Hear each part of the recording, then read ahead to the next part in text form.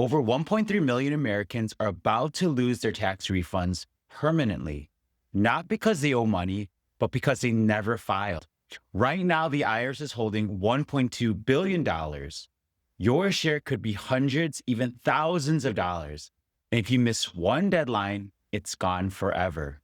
Today, I'll show you who's at risk, how to claim it, and answer this week's top tax questions. Hi, everyone. I'm Stephen Lee, a CPA and a certified private wealth advisor. I've helped hundreds of families design smarter tax strategies so they keep more of what they earn. Quick reminder, this is for educational purposes only. And if you have a question as we go, drop it in the comments below. No question is too basic. Here's the deal. If you didn't file your 2022 tax return, you have until April 15th, 2026 to claim your refund.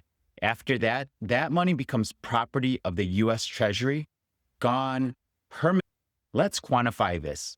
The IRS estimates $1.2 billion in unclaimed refunds. Median refund is about $686, which means half of people are owed more than that. And this is where it gets expensive. This isn't just about your refund. You could also be missing the Earned Income Tax Credit, or the EITC, that's worth up to $6,935 for 2022. That's real money, especially for families with children, moderate income earners, and many people who don't even realize they qualify. Even if you did file your 2022 return, the IRS can hold your refund if you haven't filed 2023 or 2024 tax returns. And your refund can be applied to back taxes, state debts, child support, student loans. So this isn't just free money, this is strategic timing. So how do you file? If you're missing documents, don't panic. Here's what to do. Request W-2s or 1099s from employers or banks. Use IRS's Get Transcript online. That's the fastest option. Or file a Form 4506T. This is much slower and takes weeks. So bottom line is you still have time, but not much time.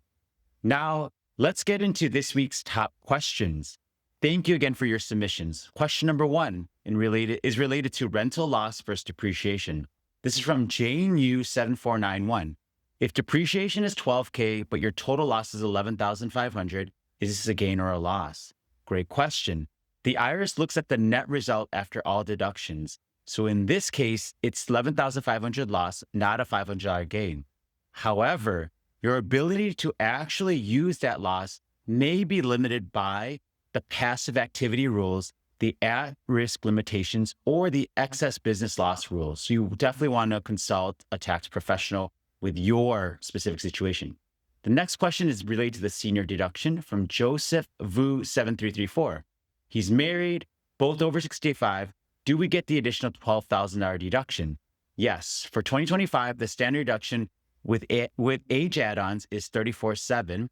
Additional senior deduction of $12,000. That's a total of $46,700, as long as your income is under $150,000 and you meet the requirements. Question 3 is related to car loan interest deduction. And this is from @Esther Marquez. They bought a car on December 29th, 2024. Can she still take the deduction? No, the cutoff is strict. If the loan was incurred on or before December 31st, 2024, you do not qualify, even if you missed it by just a couple of days. Sorry about that. Let's bring this back full circle. If you haven't filed your 2022 tax return, this is your window. Miss the April 15th deadline, and that refund is gone permanently. No extensions, no second chances. And if this video helped you learn more about our tax system, make sure you're subscribed. I break down tax strategies like this every single week so you keep more of what you earn. And most importantly, drop your questions in the comments below.